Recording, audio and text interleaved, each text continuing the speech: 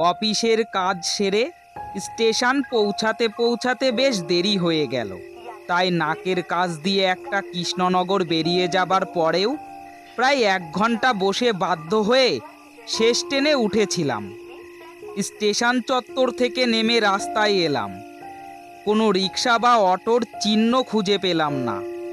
নেহাত অমলবাবুর শরীরটা খারাপ, নয়তো এখন কে আসতো।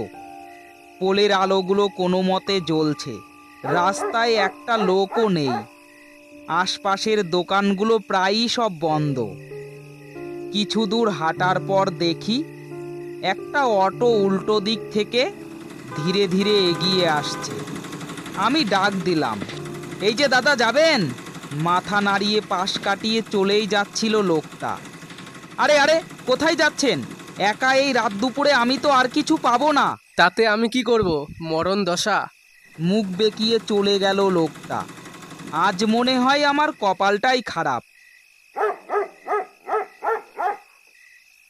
বেশ কিছু দূর চলার পর দূরে দেখতে পেলাম একটা দোকানে আলো জ্বলছে। কাছে গিয়ে দেখি সাইনবোর্ডে লেখা গোপালের চায়ের দোকান। যাক, এতক্ষণ পর একটা ভালো জিনিস পাওয়া গেল। অনেকক্ষণ ধরে মাথাটা খুব ধরেছে, 1 কাপ চা হলে বেশ ভালোই হয়। এই বলে দোকানের সামনে গেলাম। এই যে চাচা, 1 কাপ চা দিন তো। এখন আর হবে না, দোকান বন্ধ করছি, রাত 11টা বাজে। মাথাটা খুব ধরেছে, 1 কাপ চা হলে খুব ভালো হতো। অনেক দূর থেকে আসছি, একটু কষ্ট করে দিন না চাচা। আচ্ছা বসুন। তা এত রাতে কোথা থেকে আসছেন?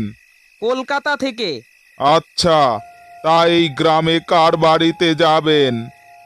এই গ্রামে না, এর পরের গ্রাম। কি যেন নামটা? পলাশপুর। হ্যাঁ হ্যাঁ, ঠিক বলছেন, পলাশপুর।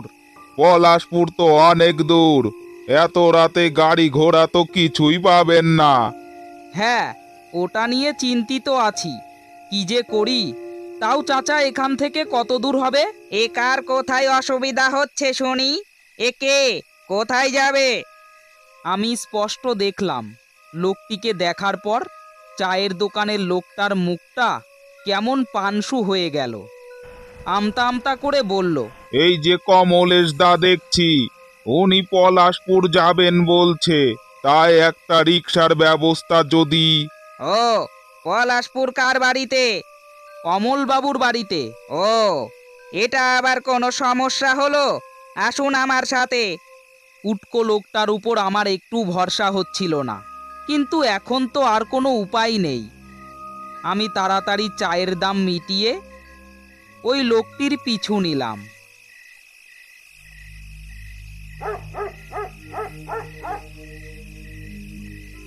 দুপাশে ঝোপঝাড় আর প্রকাণ্ড গাছের সারি। মাঝে মাঝে 2-1টা বাড়ি উকি দিচ্ছে এদিক ওদিক। এদিকের রাস্তায় একেবারেই আলো নেই।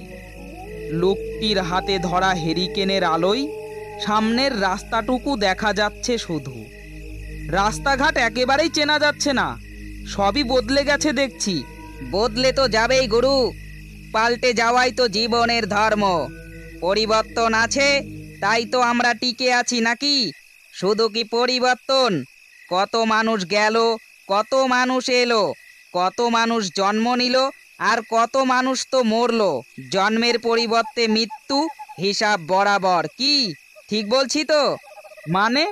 আরে মানে আবার কি? আপনি তো শহরে থাকেন, এই সোজা কথা বুঝছেন না? জন্ম ইজ মৃত্যু, মৃত্যু ইজ জন্ম, সব রিলেটিভ কিনা? উটকো লোকটার আবোল তাবোল কথা কিছুই মাথায় ঢুকছিল না। খিদেতে পেটের মধ্যে মোচড় মারছে। আর কত দূরের রাস্তা কে জানে। আচ্ছা দাদা, আর কত দূর বলতে পারেন? এই তো আর একটু সোজা গিয়ে ডান দিকে। এই দিকে কোনো রিক্সা বা অটোর কোনো ব্যবস্থা নেই? এত রাতে রিক্সা পাবেন কোথায়? তাছাড়া হাঁটলে শরীর ও মন দুটোই ভালো থাকে। তা যা বলেছেন। বলছি দাদা, একটা কথা বলবো? হ্যাঁ হ্যাঁ, বলুন। আপনাকে দেখার পর চায়ের দোকানের লোকটি ভূত দেখার মতো ভয় পেয়ে গেল কেন? কি হলো বলুন, চুপ করে আছেন কেন? সারা রাস্তা তো বকবক করতে করতে আসছেন, আর এখন চুপ। কি হলো বলুন? হঠাৎ খেয়াল করলাম বোর্ডের গায়ে লেখা পলাশপুর শ্মশান। ভাবছিলাম লোকটি শ্মশান দেখে ভয় পেয়ে গেছে, তাই হয়তো চুপচাপ হাঁটছে। কিন্তু 5 বছর আগে যখন এসেছিলাম তখন তো এখানে কোনো শ্মশান ছিল না। মনে হয় নতুন হয়েছে। লোকটাকে একবার জিজ্ঞাসা করে দেখি। হঠাৎ সামনের দিকে তাকাতেই দেখলাম লোকটি উধাও। আরে দাদা, কোথায় গেলেন? শুনছেন? আরে ও দাদা! না, লোকটাকে নিয়ে আর পারি না। আশপাশে ভালো করে তাকিয়ে দেখলাম, তারপর আবার লোকটিকে ডাকলাম, দাদা! আরে ও দাদা! আরে আমার দেরি হয়ে যাচ্ছে তো। এবারও লোকটির কোনো সাড়া শব্দ পেলাম না। এবার আমার কিছুটা ভয় হতে লাগলো। আরে আপনি কি আমার সাথে মজা করছেন? দেখুন, ভালোই ভালোই সামনে আসুন, না হলে কি? পিছনে তাকিয়ে দেখ। পিছনে ঘুরে দেখলাম লোকটি এক বিশাল ভয়ঙ্কর রূপ ধারণ করেছে। তার সারা শরীর মনে হচ্ছে আগুনে পুড়ে ঝলসে গেছে। আমি ভয়ে ভয়ে বলে উঠলাম, কে আপনি? কেন ভুলে গেলি আমায়?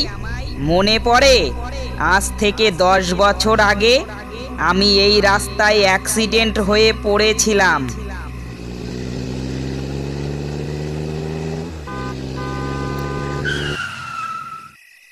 কি হলো, গাড়ি থামালি কেন? মনে হচ্ছে কেউ অ্যাক্সিডেন্ট করেছে। কোথায়? ওই দেখো ওখানে, চলো ওনাকে হসপিটালে নিয়ে যাই। মনে হচ্ছে ওনার অবস্থা খুব খারাপ। বাদ দে, চল তো। ওই সব ঝামেলায় পড়তে হবে না। কে না কে তার ঠিক নেই। এমনিতেই আমাদের অনেক দেরি হয়ে গেছে।